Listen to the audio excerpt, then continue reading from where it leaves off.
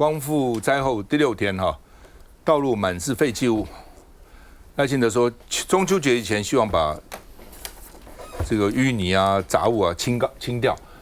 看了真的是很多淤泥啊，你画面上看到真的是老百姓真惨那居民就抱怨政府救灾太慢要快一点了，快一点了那总统派2500个国军投入说呢中秋节以前光复乡把它弄干净那另外呢，这个霸王点了受灾夫妻因为他的霸王当天呢就肉圆店被淹没了店面被淹没了，所以他们就安置到光复乡公所的2楼会议室。结果呢说，因为副总统萧美琴要来，希望搬到3楼，因为2楼要开会，2楼可能是会议室到3楼去，他们就很气他说不是应该让萧副总统看我们的惨状吗？干嘛还没搞到上面他看不到呢？这什么意思呢？就要他们看看我们的样子还逼我们往楼上。那萧美琴曾经说，我是到这边就要倾听意见我没有要求回避我相信萧美琴觉得他原来也不会知道2楼干嘛嘛，但是只是说下面要开会，就你们往3楼搬，往3楼搬，一定是这个其他的官员，对不对？这个要把它弄干净肃清嘛。那家属就说，这个是不满花莲县政府，所以言论被扭曲。他不是骂副总统，事实上副总统应该也不知道这个事了。意思就是说，你地方政府为了要给这个向萧美琴做简报，所以叫他们往上搬了那这次不吵了上次不是卓荣泰夫妻2个吵架，卓荣泰拂袖而去吗？那他们现在3个人这个卓荣泰、徐榛蔚县长、这个傅崑萁委员同框刊灾，互表感谢，谢谢你那另外志工这个说拿铲挖泥，居民抱怨说志工都很辛苦在那边挖。我看今天还有什么不止还有那种车辆的志工也去了山猫什么挖土机都去了。但是居民说大官来看灾他们虽然穿了雨鞋，没有穿了皮鞋，现在穿皮鞋被骂嘛。穿雨鞋呢，雨鞋是亮的，雨鞋没有踩在泥里面呢。我们看一下，这些国军兄弟比他们靠谱看你政府为我们做了些什么？讲到激动之物，肉圆老板娘忍不住开骂，店里遭到洪水冲击，走进里头一看，可以说是一片狼藉，满是清不完的淤泥。而回想起9月23号洪水来袭后，被安置的隔天24号，他更气了。他说那个会议厅他们要用，萧美琴要来，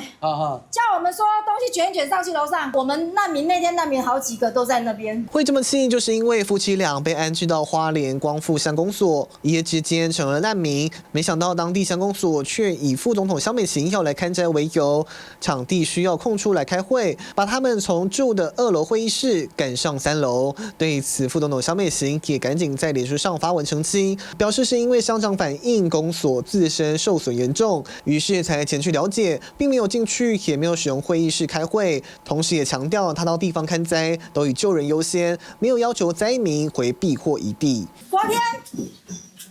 傅崑萁他老婆有来，从这边经过，嗨，只是对我们挥挥手，他连慰问一句话都没讲。你来干嘛？志工国军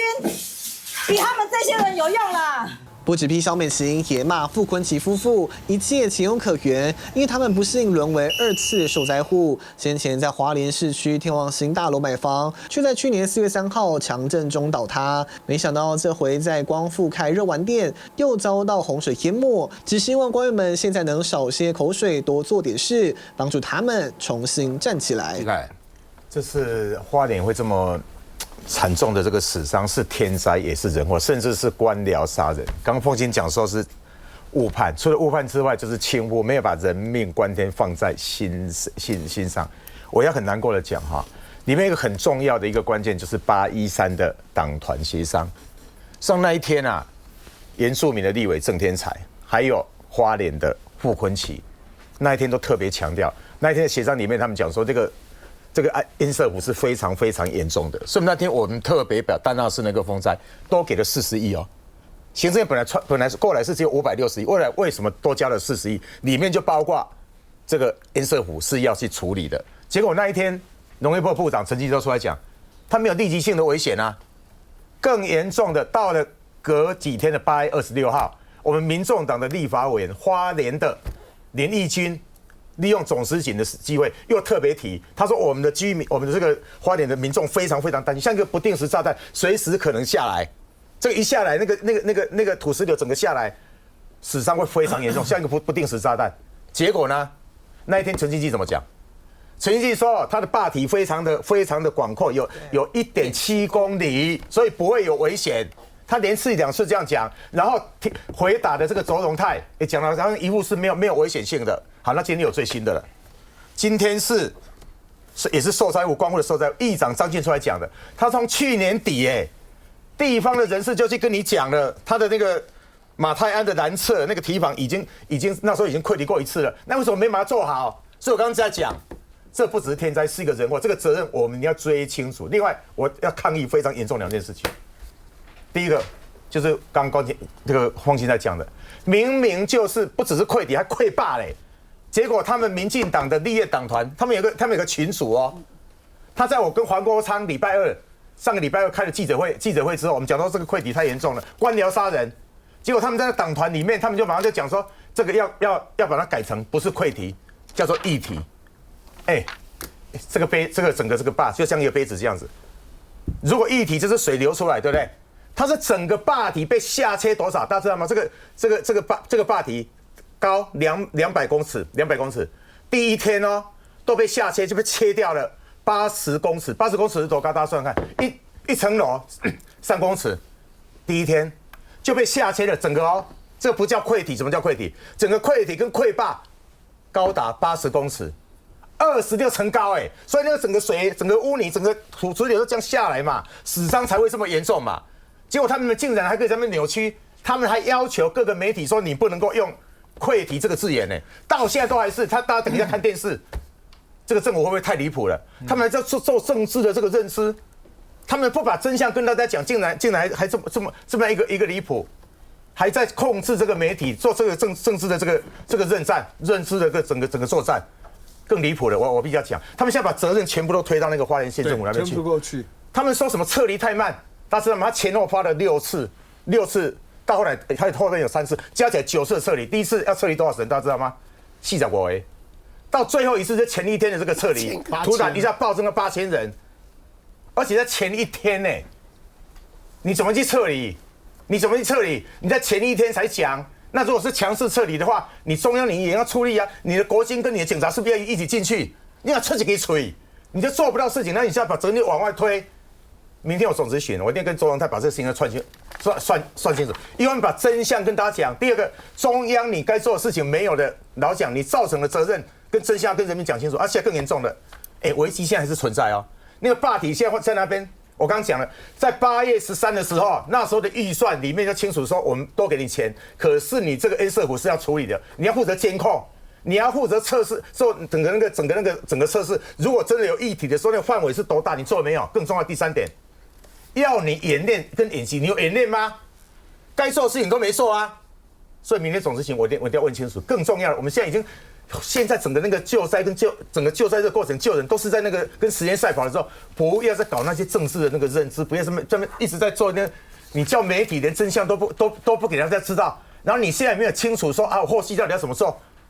对不对？包括如果说现在预算不够的，你到底要整个后续整个那个现在老讲的立即性危险，你到底要怎么去引流什么来说，你有清楚跟民众交代吗？明天我们跟他算清楚。他现在想的就是怎么推卸责任，同时呢对这个在野党对地方政府有杀伤力，想的就是这个东西。休息一下再回来。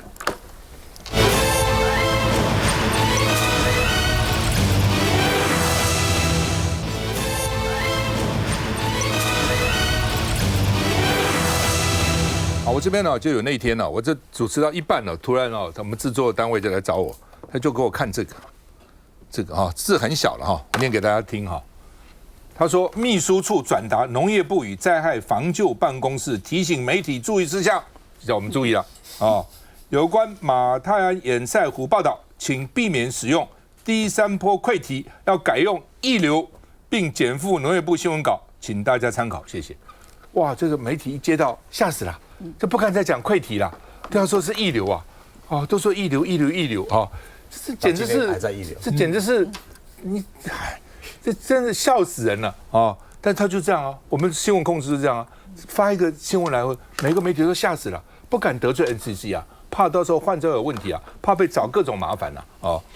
那最新空拍照，这个堰塞湖蓄水量剩下600万吨，什么意思呢？它原来有将近9000万吨啊，8、9千万吨啊，现在呢只剩下600万吨，为什么？因为它原来这个坝是200公尺高，湖面积140公顷，就坝这样了坝。那所以越上面水越多嘛，越下面水越少嘛然后呢，这个蓄水量9100万吨，你看我刚才讲9000万吨左右那现在呢，坝顶剩下82公尺，从200变82，少了118公尺，下切118，减少180，所以湖面的面积只从140公顷变成13.5公顷了，就小了嘛，只剩下底了嘛，上面都流掉了嘛那所以呢，现在蓄水量600万吨那当时呢有9100万吨，9100减600是多少呢？8500的水都去对啊，都流掉了嘛，都流下来。就刚刚分析还有泥水，还不是只是水啊，因为它是那个堰塞湖，并不是真的我们像一般的那个水库用钢筋混凝土把它不是，它就是泥沙搞的这堆积起来的嘛。所以你自己看看，那你现在还跟我讲这是溢流，这是溢流吗？这是溢什么鬼啊？我都想骂人了好吧。李鸿源现在说 piping effect 风险已经解决了，没有立即危险。废话，你只下600万吨，从9100变600万吨，它有什么对不对？当然还是会造成水位上升了，可是跟原来比已经没有立即风险了而且呢，原来还是担心说那个坝因为这个水这样流，把那个细沙都带走了以后，产生这个所谓的管涌风险，然后溃掉。那现在该溃的也溃了那另外呢，这个今天他们有一个研讨会了，内政部长刘世芳说我们会持续监测、持续预警那我们看农业部长之前怎么讲的，他就这么讲讲得很清楚，就是说呢，我们认为没有立即溃堤的危险。为什么？因为坝底本身有1.7公里长，坝底下面很长，1.7公里，所以因为很长所以呢没有立即，我也不太懂长跟那个有没有立即有什么关系呢？那是跟水量有关嘛。那做很长的一个水坝就没有风险了，那下暴雨的时候就不需要去泄洪了，这两回事情嘛反正他怎么想我也不知道了他就是因为坝底很长所以坝很大所以呢不会溃堤。那另外呢，他现在这个一朝被蛇咬，10年怕井绳那这个9月28号昨天中午误传说呢，大水又来袭了全场都喊追来了，卡金照追来了，卡金照谁来了，赶快跑所以呢，这个千百人同时后撤，救灾的也好，被救的也好，清淤的也好，居民大家都上演大逃难真的吓死了就像那个地震和余震的时候，大家都吓死了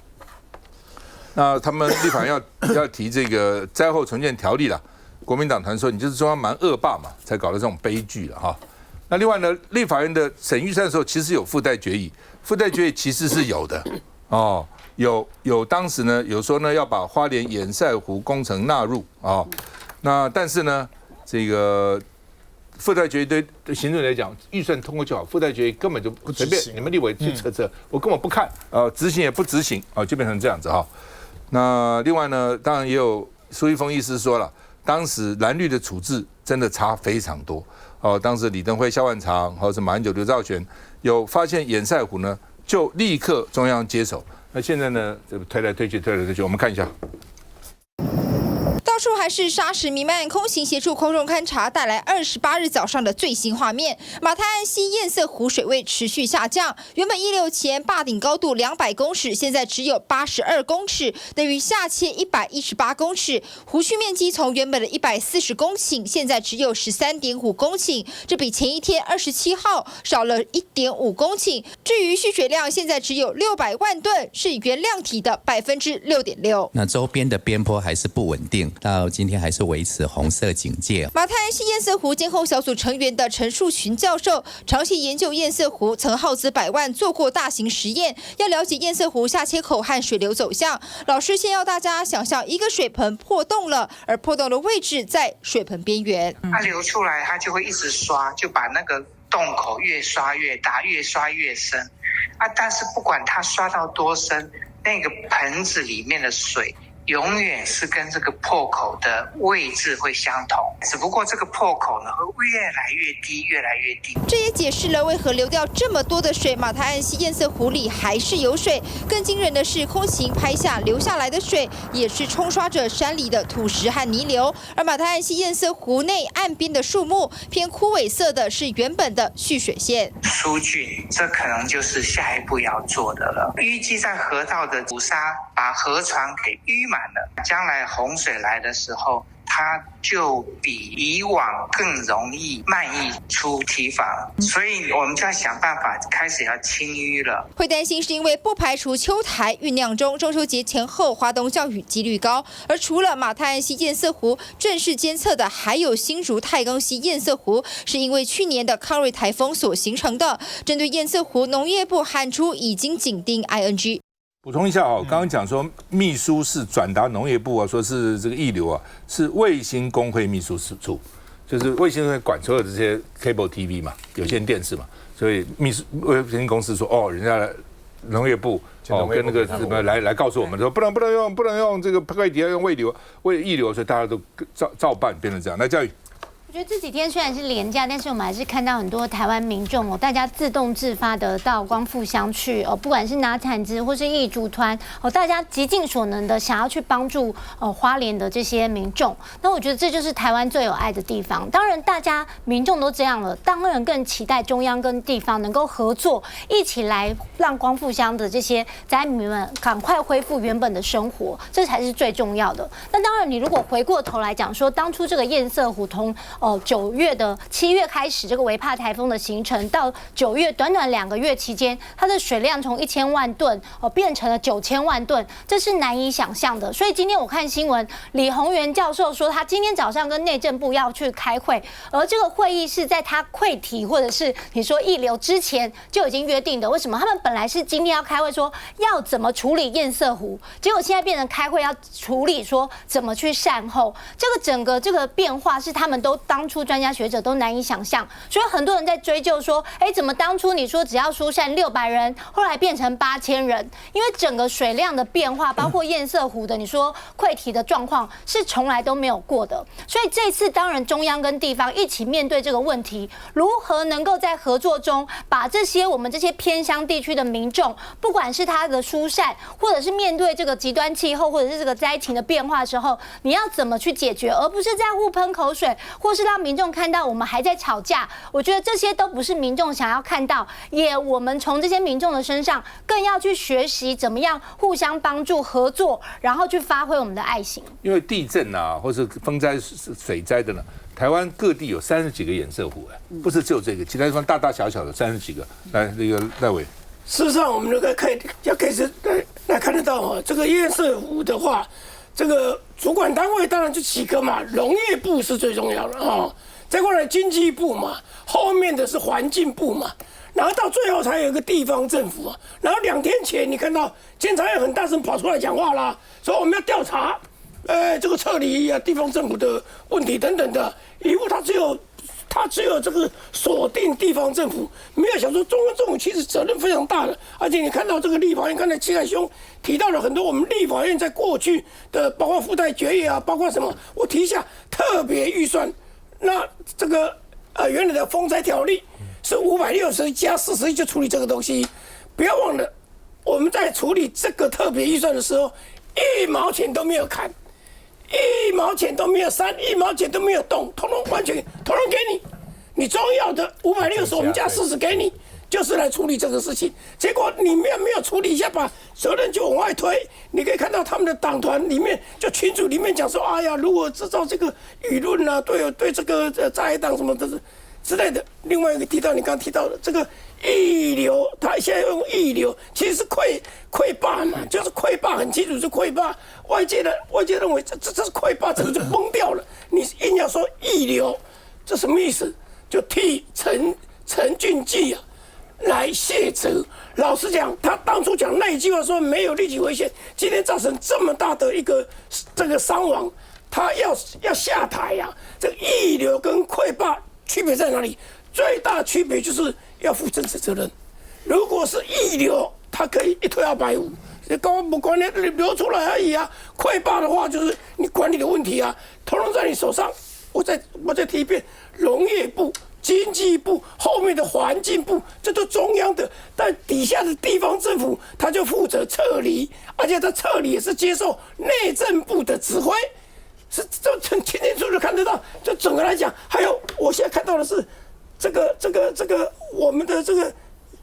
全台湾的这个要志工非常多，产值大队啊，要产值超人啊，多少人涌去那里说要帮忙。那好了，我们现在有双头马车，一个是中央指挥所，一个是地方指挥所啊，到底被天上面人哎，还有人我看到的这些来讲的话，有一些人说我带人去啊，结果在那里整个就。你才不要拿，因为什么？人太多了，没有编组，没有编组了。编组来讲话说，你去这里，你去这里，然后呢，你就发现了说，哦，我带了20个人去，哎，没有事可以做。那整个来讲，我觉得整个指挥来讲的话，这个时候没有错。这个说先救灾再救者，可是你会注意看到，其实我们的行政部门、执政团队已经开始有计划的要把责任卸给地方政府。其实第一天就开始在卸责，因为第一天一些这个比较绿营的这个政论节目等等，包括在里面人用的词都在纠正，甚至有些比较绿营名嘴，刚开始也是用溃体，但就纠正说只能用溢流。那后来呢，又把责任说已经发了这些警告等等，所有的责任统统在花莲县政府。所以第一时间他们的操作不是说找到事实真相，然后呢对症下药，然后来赶快组织这些救灾部队。而是想办法在政治上、舆论上面卸责。再来第二个，我一直觉得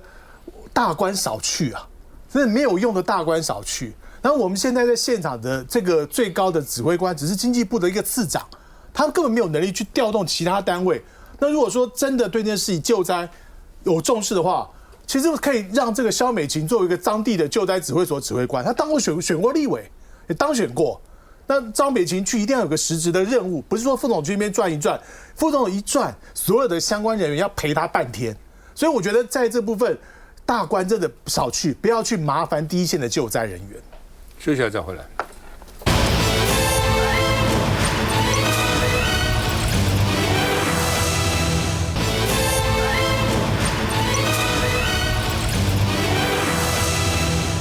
好，韩国瑜立法院长。率领跨党派的立委到日本访问，25到29号今天最后一天国会外交韩国瑜说，不仅是为台湾的外交尽力，也是为台湾的国家形象加分所以不同党派都有那他们呢拜会日本的政要麻生太郎这个玉木雄一郎然后呢。最大在野党立宪民主党，这个野田佳彦当过首相另外呢，这个参政党党魁神谷忠弼所以他反正看看执政党在野党都去看了那另外呢，这个亲民党的黄珊珊说这非常成功日本的各大政党都很高规格的接待我们那连民进党庄瑞雄都说我本来以为他会。偏向国民党，结果呢，没想到他是站在国家立场然后呢，这个私下的言谈让我有一点惊艳所以换句话说，这个朝野其他的党都给他蛮高的评价那麻生太郎重申台湾是一个国家他说呢，台湾、日本拥有相同基本价值观的国家，放眼世界，拥有相同价值观的国家越来越少那另外呢，这个北京强烈不满，说麻生太郎怎么会我韩国瑜？说这是日本个别政客粗暴干涉中国内政，日本个别政客在台湾问题上屡次挑衅滋事，严重违背一个国家原则跟中日4个政治文件的精神，粗暴干涉中国内政。中方对此强烈不满，坚决反对，通过外交渠道提出严正交涉那么老共反正对于麻生太郎麻生在日本是很有力量的这个政治领袖好，那现在我来了，就是说，外交韩院长做的不错那国会外交说，2028年是只有卢秀燕一个人吗？还是韩国瑜也可能出来呢？是会变成卢秀燕的劲敌呢？甚至连张善政、郭台铭都浮出台面了哦，说都有可能啊哦，我们干一下。曾经是律师，台北市副市长，现在是立法委员，这未来最好的股票就是它，绩优股最棒的政策。简单的要不分党派帮随团立委一一做介绍。立委的韩国瑜的访日行29号要画下一个句号。觉得我们预期的目标都已经达成，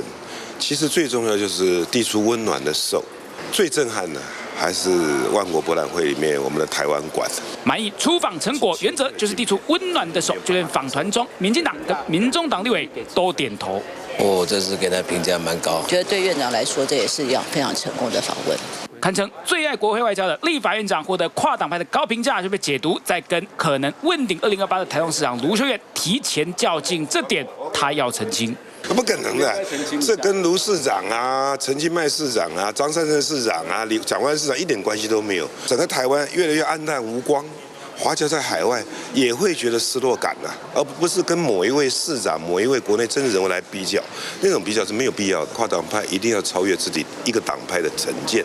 大家一定要以国为重。明天开始新的会期，行政院长报告完毕之后，又要开始了3个党要开始激烈的攻防，但是我们希望一切都是好的开始，好不好？在国内免不了政治攻防，但院长这类首次以国会为主体跨党派出访，目的只有一个，要把台湾的招牌擦亮。来，玉敏。我觉得韩国瑜院长呢，他其实担任立法院院长之后，我个人的观察，他改变蛮多的就是说他所有改变很多，就是你可以发现他的谈话、他的格局，的确，他刚刚就说以国为重嘛，哈。那我刚刚很惊讶，这个连庄瑞雄他下来也蛮会批评的，他刚刚也都肯定这一次韩国瑜出国的访问的时候，私底下。他的出发点都是以国家利益为先就是说他已经站上了一个是国家的高度在看待事情那之前呢，有的人批评说他会迟到什么，在朝野协商的时候，我代表去参加，韩院长他都是准时而且提前到。就是他在等大家这样子，所以韩院长我认为他在2020经历过这个大罢免之后，他自己可能有一个非常大的沉潜，然后也想要改变自己所以那些改变，我觉得旁边的人其实都看得出来那这样的改变对他个人是不是一个好的方向？我个人觉得是一个好的方向所以你可以看到他不仅是在国内，其实很多人现在立法院变成是一个热门的参访点嘛。好，每一次这个到礼拜五都很热闹，大家这个议场前面大家都要跟这个韩国瑜院长照相。那在跟这个接待外宾，这个梅姐帮忙算出来了，他加江启臣，他们2个合作真的蛮好的，他们接待外宾的次数也超越了其他民进党的这些立法院的院长所以在国会外交这一块，他们也非常的重视。我也出席过这个韩院长他自己接待这个外宾的场合，那他就是可以一方面他是可以讲出我们希望对方协作的事，一方面有他在的场合，他总是谈笑风生，就是可以让外宾觉得是轻松自在，然后受到尊重。我觉得这一点坦白讲是非常不容易。那当然现在大家在讲说那会不会是一定是2028？我觉得政治的事情大家很难预测了政治人物的下一步，但是他有认真做好他现在该做的工作，我觉得大家都应该给一定的掌声跟肯定。去看。韩国瑜当了立法院长，老讲真的是刮目相看刚刚你在讲说他那个迟到的习惯，对，他以前比较常迟到，对，他真的他现在朝野协商都是等大家，在那边等大家的。朝野协商我们现在大概2个场合嘛一个就是301红楼的那个朝野协商，那个协商我们在党团干部去之前，他都已经在那边。第二个就是在立法院议场后面那个，每次大概也是他都提早在那边等大家，而且把他幕僚相关的都已经做好了。跟以前我们认识的韩国瑜真的非常非常。那这趟我要特别讲这一趟是各党团去221，就是国民党2个，民进党是2个，民众党是1个去。那这次去当然是超党派，可是去之前我看的那个安排看起来后来是有加码了，就表示至少前两个前首相跟那个4个在野党这个领袖，还有一些政要是。本来已经是很辛苦的一个行程，铁人行程。就当初要这个行程要去的时候，很多党团成员都说：“哇，这可以一点吃不消的，就骑得比那个什么，他们都讲说骑得比鸡早的，然后这个跑得比马还要勤吃得比那个猫咪还要少，所以大家就认为说这个行程出去一定都很辛苦。可是后来一看，比我们本来看的那个预定那个行程来多，表示又加上去了，然后反应也不错，所以这次我们要肯定韩国。不过我要提醒一下，不要高兴太早，2026都2022都充满这个变数。2026如果在野党没有打好的话，搞不好民进党人家现在低潮，你看没看到有些民调，人家那个赖清德不是说已经回稳，开始在往上走了嘛，对不对？国民党不要太早，现在已经想到什么好像每次2028每次一选完，然后就觉得说下次总统选举国民党已经大胜什么，不要那么提早去想这个事情。我觉得这也是一个很艰困的，从现在党主席选举一直到2028年，不晓得谁要去问，不管是谁要去问政大会，都是非常艰困的一个过程，特别是面对非常会打选战，而且大权在握，资源都在手上的这个民进党，我觉得在野党要战战兢兢，把人民的这个利益作为最优先，然后在问政的时候多帮人民讲话，然后多去把一些比较符合利民的优先法案赶快通过，这才重要。不要急着在人选上面的一直在那边打转，然后好像以为说2028这一定是总统大选一定会赢，不要做这种打算。这是媒体的点名。对啊，对啊，我自己对于就是选举还距离这么长的时间，就连2026年的选举，我都觉得现在讨论其实是太早了，因为这中间还有太多的变数。所谓的变数啊。第一个是国际大环境，随时是会改变的啊！你不要忘了，2018年的县市长选举选完了之后，2019年的反送中对台湾2020年的选举其实影响是大的。然后呢，这是有一个大的环境。然后第二个部分，那现在川普的这种多变性对台湾的影响当然就更大。那台湾自己内部，其实台湾的内部，就是要套一个电影讲的那句话说，丐帮的人数是由皇帝决定的。所以，这当然不是说在野党是丐帮，而是说在野党的支持度是由执政党来决定的。你执政党如果做得完美无瑕，我必须告诉你，在野党是没有机会的哈。所以，但是我乐见韩国瑜跟卢秀燕都全力的补足他们在国际政治上面的处理能力。台湾是一个随时在风雨飘摇的地方。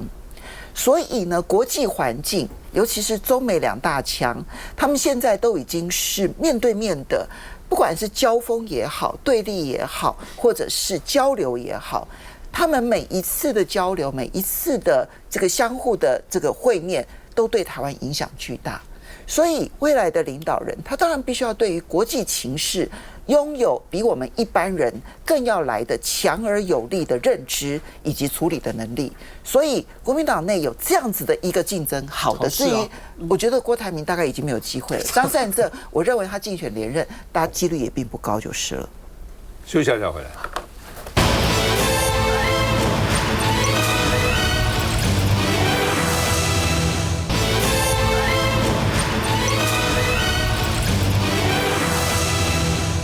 国民党10月18号选主席，离现在还有19天哈。那郝龙斌、罗志祥、郑丽文啊，他们都去打陆战啊，然后呢抢党员票啊，空战也在打了哈。陆战也更要打了哈，因为你打空战那些票不见得是票了，就是网络上看到声势很强的那些人不见得有票了哦，但是呢可以帮助你气势打起来哦，对陆战也是有帮助的。但真正的厮杀还在陆战。因为这次国民党有资格投票的党员，我上次看了一下呢，33万人，33万个有资格投票的党员，如果是用50%投票率的话，因为不容易啊，为什么？因为它不是像我们平常选举到处都有投票所，它那个投票开出来很少的，这么10月18号那个可能还是很热的天气，然后要跑那么远，到很远的地方去投那一票，那是要很强的这个意愿才可能啊，所以33万个有投票权的党员，能够有一半50%，都有16万5去投票，我认为就不错了啊。以前有的时候还只有30几%、40%的投票率，超过50%都不多哈。所以呢，这个网络上的表现跟实际上投票其实是两回事，但是都不能够轻忽了哈。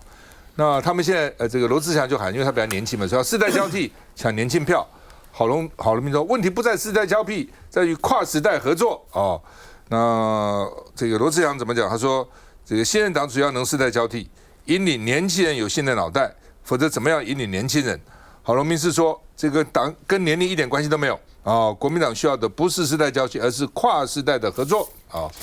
那另外呢，这个国民党的要团结，不是把一个世代换成另外一个世代哦，是说呢，这个必须要团结，要跨世代啊。那另外呢，这个今天就有人当场就呛郝龙斌说，你如果当选不找郑丽文当首席副主席，我就要退党好了没说，我本来就会重用郑丽文跟罗志祥，但是你们这样逼我，我就被你们一逼我就答应，那我这不是这个太没有魄力了吗？所以呢，我不会在压力下承诺任何事情，我不会答应的。然后之前呢，他去一个团体，那个团体说你要跟我们3个不分区，我们就支持你，他我也不会答应。就算你不支持我，不支持就不支持我，不能在你们的威胁之下答应哈。那如果这样的话，以后每个领导人在大家一威胁就答应了，还叫什么领导人呢哈？好了，比如说2026年台南高雄要创造历史突破哦，台南就是谢龙介嘛，高雄呢就是柯震所以呢希望能够创造历史突破。那馆长说2026好了，民党主2026蓝白会翻脸，那国民党把6都要拿去，小草可以接受吗？我们看一下。台上屏东议员站一排，全都力挺国民党立委罗志强参选党主席，无党籍立委高金素梅更是把自己的团队都带来。我们希望唯一的立法委员，也就是罗志强，能够当选国民党的主席，好不好？好。不断赞赏罗志强有情有义，更是倾听党员心声。博神间屏东党部主委的立委苏清泉人来了，但表示保持中立。这句话我听不懂哎，有没有给我开示一下？为什么表现好有战力，所以你不能当主席？表现不好没战力就可以当主席的意思吗？罗志强到现在为止没有当党主席，帮国民党已经募款超过3000万了啦。罗志强高喊世代交替，强调自己最接地气，积极拉票，也来到屏东参加党员座谈。党内竞争者郝龙斌下午也有见面会。世代交替不是让年轻人做党主席，而是世代交替是让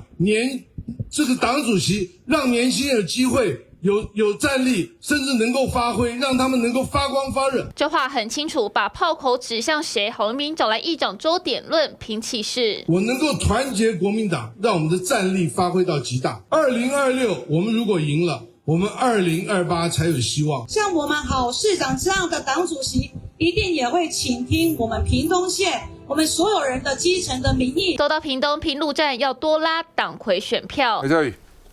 当然，国民党这个党主席选举，大家看起来，郝龙斌跟郑丽文是比较大家觉得说是2强对决了。那罗志强，因为大家觉得他这个选举的机会蛮多的，那他现在的当然口才各方面大家也是称赞，但是我觉得到最后你说世代交替，这个只是一个夺权的一个说法。那郝龙斌目前看起来得到议长还有一些派系的支持，看起来是比较有可能胜选，但是郑丽文确实是口才非常的好。但是我觉得党主席的选举最主要是要讲出你的核心的理念，还有你要讲把国民党带到什么方向，你要怎么去改革国民党，这个才是大家想要去听到的。可惜现在我只看到说台面上大家好像有点互相批评，然后再争党主席，可是不知道说到底2026、2028国民党的方针跟这个党主席怎么让年轻人有机会，怎么去带领国民党说过去的论述跟未来的论述到底是什么，这个可能是一般民众比较想听到的。我应该是算不是讲内幕啊？我跟你讲，我最近碰到的一些社团甚至有些家庭看起来都有点分裂了。就是我觉得有在竞争，这是好的，很激烈的竞争。你说我知道，我有讲一个事情，有一个县市长，我知道他家里面夫妻2个都是支持这个郝龙斌的，可他的小孩他们就支持郑丽文。好，这个我知道。社团这几天我去跑某些那个团体社团，你也很清楚看得出来，这个看起来是两强相争，而且相当这个平均我觉得这个竞争是好的，把这个理念都讲出来，然后他们各有优点嘛，对不对？就把这个东西发挥到淋漓尽致。他刚刚讲那个方法蛮不错的我觉得选完之后，例如说可能第1名是当选这个是主席嘛，另外第2名跟第3名当副主席这个看起来都是很不错的。自己他们都有要谈那个蓝白合，都很好，就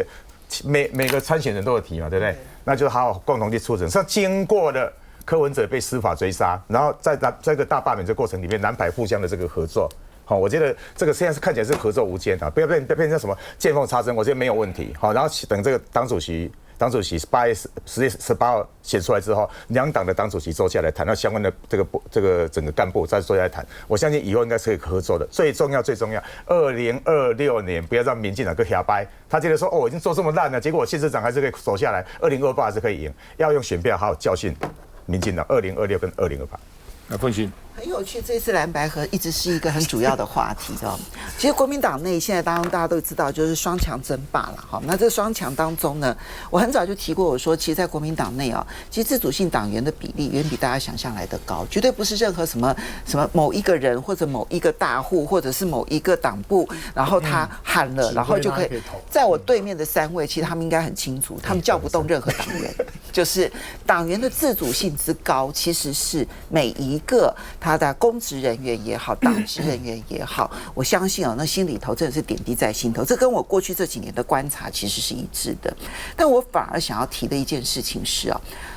到目前为止，我觉得缺了一个话题，我希望在未来能够补强，那就是呢，如何创造一个更大的饼。大家在讲说什么世代交替啦，或者跨时代的合作啦，哈，那其实这里面其实都有我得到了，就是你没得到的那个概念在。我们要让谁离开，然后让这个人可以接。我在想说，其实国民党更应该要做的事情是怎么样把那个饼一直扩大，一直扩大，一直扩大。那这个扩大是跟